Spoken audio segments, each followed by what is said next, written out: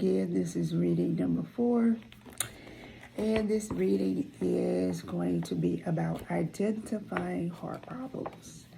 You know, a lot of times before we enter into a state of prayer, before we go before God, it's always important to take care of certain things. And going before God with the right heart is very important. It's very crucial. It's in the Bible when God even speaks about if you have an ought against someone and you're about to give an offering, to put the offering down, to go get it right with your brother or sister and then come back to him.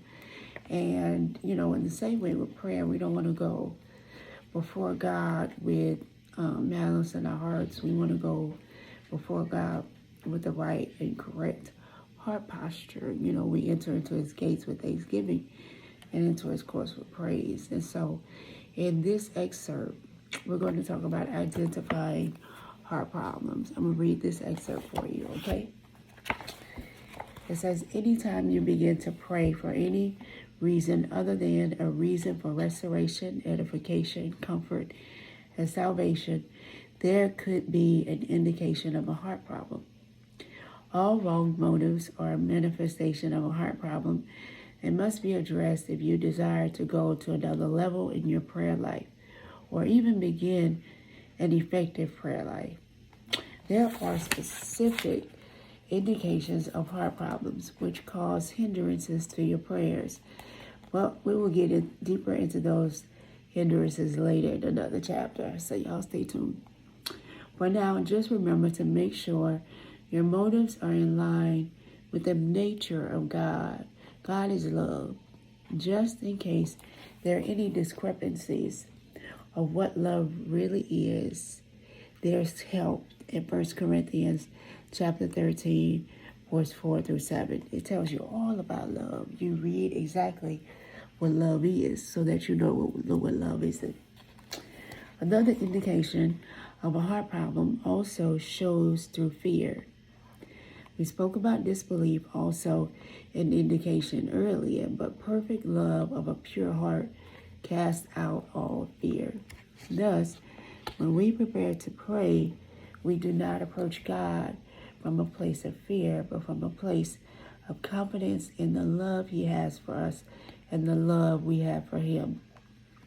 I have found most people who do not have a healthy relationship with God tend to approach God in a state of loneliness or fear. They tend to use words like, if it is your will, or God, can you, as a plea out of a lack of knowledge and experience who God is. If that has been you, it's okay. You're in good hands now. Then there are those whose arrogance has gotten the best of them, and they speak to God as though he is their subordinate of sorts. You would tend to hear them say things in the nature or commands towards God. These individuals have usually had a history with God, answering previous prayers, and have slowly stepped outside of humility and the fruits of the Spirit and have entered more so into thinking they have authority to command Holy Spirit, angels, or even God. They don't. It may seem far-fetched reading it, but it is true and does happen. On the flip side of the spectrum, an individual who has a healthy relationship with God will often approach him in prayer quite differently, because out of their relationship, fellowship, and experience with God, they know his word.